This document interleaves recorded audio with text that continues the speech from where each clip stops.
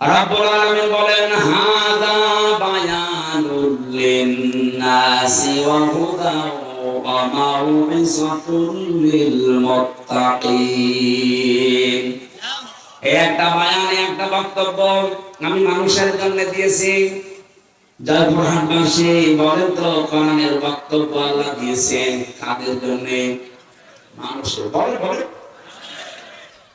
আমি ওই পর্যন্ত জানি মানুষের জন্য আল্লাহ তার কোরআনে বক্তব্য দিলেন, কিন্তু কোন মানুষ?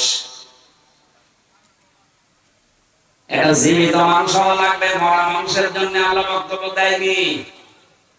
অথচ বাংলাদেশে বলেন তো, 15.5 বছর যে অবস্থা গেল, জীবিত মানুষদেরকে আল্লাহর বক্তব্য শোনানো বড় কঠিন হয়ে পড়েছিল।